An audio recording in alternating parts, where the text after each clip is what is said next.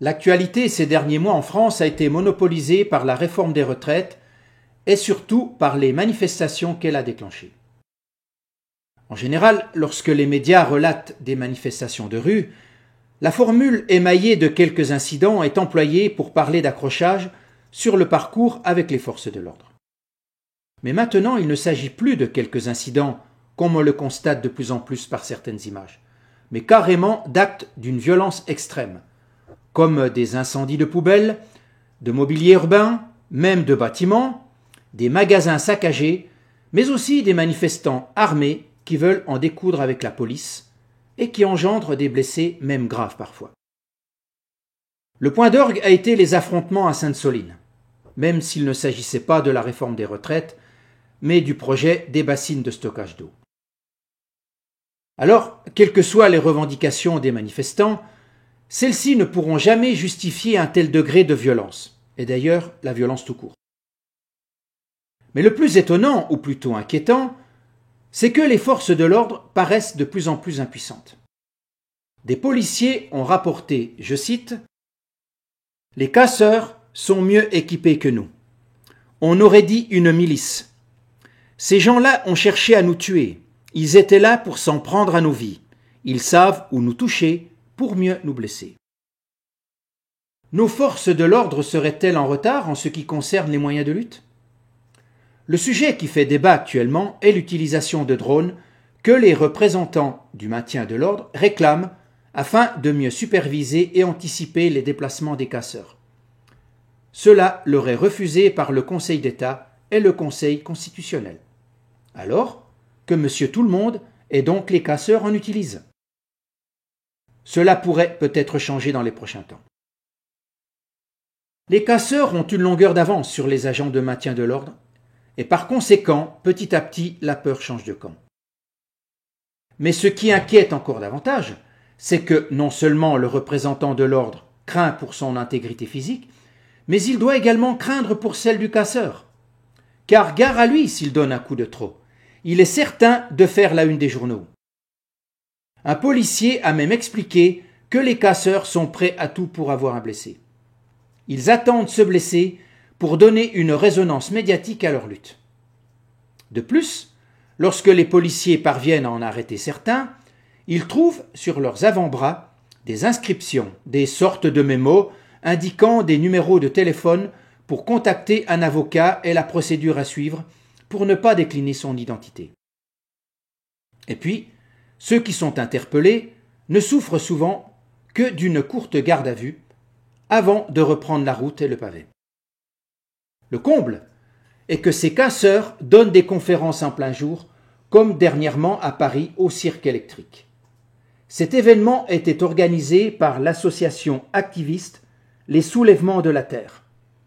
Et l'invité d'honneur était le Suédois Andreas Malm, auteur du livre « Comment saboter un pipeline ».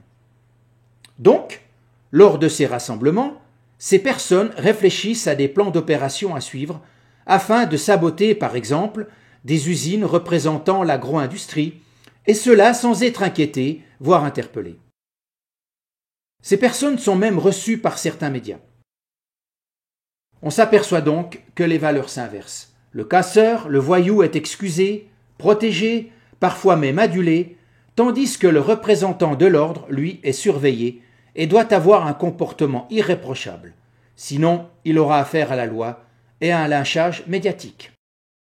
Pourtant, ces personnes surmédiatisées ne sont qu'une minorité, car la grande majorité du peuple est derrière ses représentants de l'ordre, sa police, c'est-à-dire qu'elle préfère l'ordre au désordre, la paix plutôt que la violence, une justice qui défend le juste. Et cette situation grandissante exaspère le plus grand nombre. Il y a comme un ras-le-bol. Par exemple, beaucoup de commerçants n'en peuvent plus d'avoir régulièrement leurs magasins saccagés, et certains mettent la clé sous la porte. Les habitants de certaines villes craquent avec tous ces monticules de poubelles dans les rues. Des policiers et gendarmes n'en peuvent plus et jettent l'éponge. Un représentant de la police a déclaré dernièrement « On a perdu la guerre ». ce constat n'est pas pour rassurer la majorité du peuple qui est derrière ces forces de l'ordre.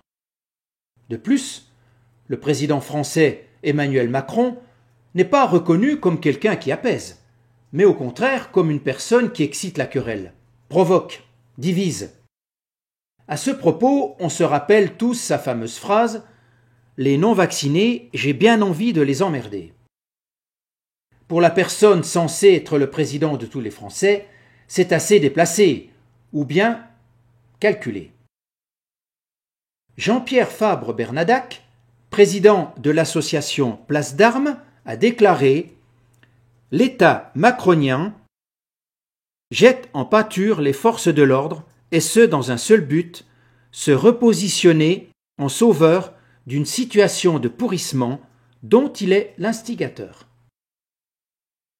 Et un responsable de parti politique, dans le contexte de la réforme des retraites, a déclaré au sujet d'Emmanuel Macron « Ce n'est pas de l'huile qu'il jette sur le feu, mais de l'essence. » C'est en quelque sorte l'histoire du pompier pyromane. Finalement, c'est très simple. Imaginons que des pompiers arrivent chez nous et commencent à arroser notre maison alors qu'il n'y a pas d'incendie. Nous allons nous interposer assez vivement, n'est-ce pas? Par contre, s'il y a effectivement le feu, nous serons soulagés de les voir arriver. Emmanuel Macron est passé par le Young Global Leader, école pour jeunes cadres dirigée par Klaus Schwab, qui dirige également le FEM, le Forum économique mondial. Le point culminant de leur agenda politique étant le Great Reset, une réinitialisation, c'est-à-dire un nouvel ordre mondial. Et si cet ordre, comme il l'envisage, était présenté au peuple, alors personne non seulement n'en voudrait, mais ce serait également la révolution sur toute la Terre. Pour donner une petite idée de cette réinitialisation, une vidéo du Forum économique mondial déclarait il y a quelque temps « Vous ne posséderez plus rien, mais vous serez heureux ». Les peuples sont de plus en plus saignés, c'est une évidence. Par contre, qui peut être heureux de cette situation? Ces élites, qu'elles soient françaises ou mondiales, sont avant tout des stratèges, et usent donc de stratégies pour arriver à leur fin. C'est donc très futé de leur part de laisser le désordre s'installer pendant des décennies, jeter de l'essence sur le feu et non de l'eau, et ce, afin que le peuple lui-même dise « Ce n'est plus vivable, ça ne peut plus continuer comme ça, toute cette violence, ce climat constant d'insécurité, d'injustice, il faut absolument le retour à un ordre, à la rigueur, à une justice qui punit sévèrement le coupable. » Et à ce moment-là, ces fameuses élites entrent en scène et interviennent tel le pompier qui est le bienvenu. Pire, ils sont perçus comme des sauveurs. Mais comment ces soi-disant sauveurs pourraient nous vouloir du bien, puisqu'ils sont également les instigateurs de ce chaos de plus en plus énorme dans notre société? Et si les casseurs savaient qu'ils sont finalement les marionnettes et les valets de ces stratèges diaboliques, certainement qu'ils réfléchiraient à deux fois avant d'agir comme ils le font, car le réveil risque d'être douloureux également pour eux. Mais au fait, si le désordre, le chaos, la division, la violence de toutes sortes est comme du pain béni pour nos élites, alors l'inverse ne doit pas être le bienvenu pour eux. Et c'est le cas en effet, car depuis des décennies, des personnes construisent un monde de paix, où des hommes se réconcilient, se pardonnent, les mariages n'éclatent plus comme c'est souvent le cas, les enfants obéissent à leurs parents et par la suite à leurs enseignants et à leurs patrons. Ce monde-là devrait être glorifié, pris en exemple, médiatisé.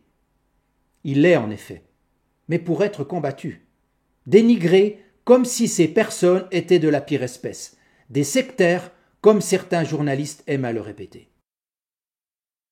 C'est bien la preuve que Schwab et sa clique ne veulent surtout pas d'un monde de paix.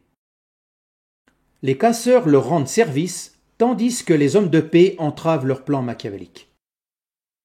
Cela veut donc dire que nous pouvons faire échouer leurs plans. Pour cela, il suffit de ne pas tomber dans le piège de la division, du désir de vengeance, de la haine, mais l'inverse. C'est-à-dire de construire un véritable nouveau monde, cette fois-ci de paix où personne ne sera dépossédé et où chacun sera vraiment heureux. Et pour terminer, si vous voulez un aperçu d'un nouveau monde de paix et d'amour, cliquez sur ce lien.